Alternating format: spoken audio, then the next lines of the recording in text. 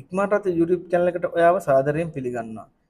ඉතින් අපේ YouTube channel එක subscribe කරලා නැත්නම් subscribe කරලා තියාගන්න.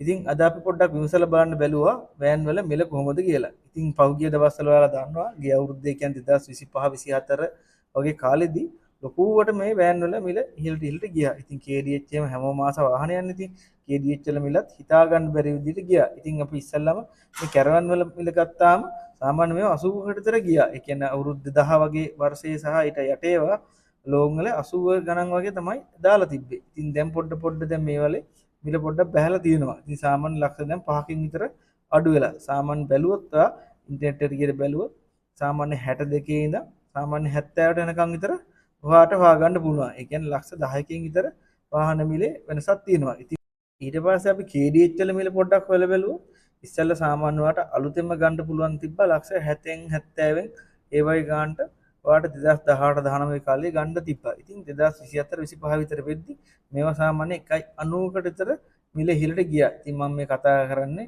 ගොඩාක් මලුත් ඒවා තමයි 2007 2006 2008 වගේ ඒවා තමයි ඉතින් මේ 1.80කට වගේ ගියේ. ඉතින් දැන් නම් පොඩ්ඩක් මිල බහැලා තියෙනවා සාමාන්‍ය 1.58 1.55 අන්න ඒ වගේ මිල වලට මේ KDH වල මිල දාන්න අරන් තිනවා. ඊට පස්සේ ගත්තාම මේ පෙට්‍රල් බඩි වෑන් තියෙනවනේ. ඉතින් ඒකත් ලංකාවේ ගොඩාක් අය ආස වාහනයක් තමයි. ඉතින් ගෙදර පාවිච්චියට මේක හොඳ වාහනයක්. පෙට්‍රල් බඩි වලට ගොඩක් අය කැමති. ඉතින් මේවා පුරුදු වෙලා තිනවා. ගෙදර සාමාන්‍ය වැඩ කරගන්න, පොඩි බිස්නස් එකක් කරගන්න කෙනෙක් පාවිච්චි කරන්න. ඉතින් මේ වලේ මිලත් ඉතින් 2000 අපි සාමාන්‍ය 2015 විතර ඒවා සාමාන්‍ය ඉදිරියට වාහන වල මිල ගිහිලා තිබ්බා ලක්ෂ 70කට විතර උඩට ගිහිලා තිබ්බා. ඉතින් දැන් නම් 2015ක් සාමාන්‍ය වාට 55 54 ඉතින් 50 ඒ වගේ අතරත් ගන්න පුළුවන් තත්ත්වයක් තමයි නිර්මාණය වෙලා තියෙන්නේ. ඉතින් වාහන මිල දැන් ඇත්තටම ගත්තාම ගිය අවුරුද්ද 2024ට සාපේක්ෂව සාමාන්‍ය ලක්ෂ 10කින් විතර මිල අඩු වෙලා තියෙනවා. ඉතින් මේකට හේතුව තමයි වාහන ආනයනය කරන්න පටන් ගත්ත එක. ඉතින් ඔයත් සාමාන්‍ය වෑන් එකක් හරි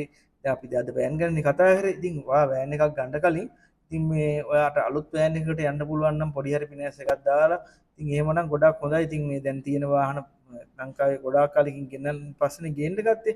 ඉතින් මේ තියෙන වාහන ගොඩාක් දුවලා තියෙන්නේ. ඉතින් මීටර කල කරලා මයිලේජ් ඔක්කොම වෙනස් කරලා ඉතින් එහෙම බලද්දී අලුත් වෑන් එකකට යන්න පුළුවන් නම් ගොඩක් හොඳයි.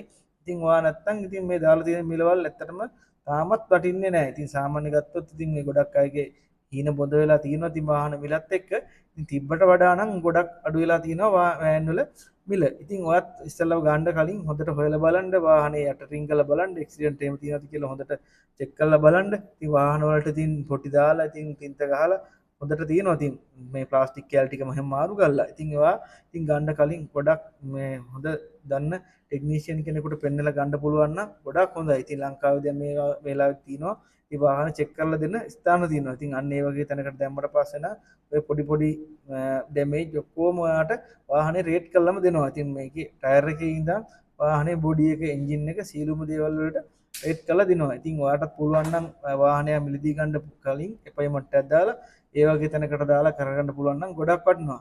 එහෙම නැත්නම් ඉතින් ඔය ෆස්ට් ඕන කියන එකෙත් දැන් නම් ඉතින් ඔයා ෆස්ට් ඕන වාහනයක් ගන්න හදනවා නම් ඒක ෆස්ට් ඕන වාහනේ ගන්න කලිනුත් කල්පනා කරන්න රෙජිස්ටර්ඩ් ඕනමද ෆස්ට් ඕන කියලා. එහෙම නැතුව නම් ඉතින් ෆස්ට් ඕන වාහන ගන්න එපා.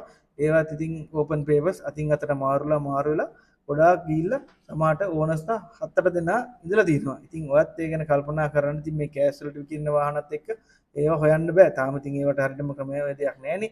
ඉතින් ඔයා වාහනයක් ගන්න කලින් හොඳට කල්පනා කරලා බලලා හොඳට චෙක් කරලා බලලා ගන්න. ඉතින් මේ කාලේ ඉතින් ඔයාගේ වාහනේ ඉස්සර අපි කිව්ව වාහන ගන්න එපා කියලා. දැන් කියන්නේ එහෙම නෑ. ඔයාගේ වාහනේ අවශ්‍යතාවයක් තියෙනවා නම් ගන්න.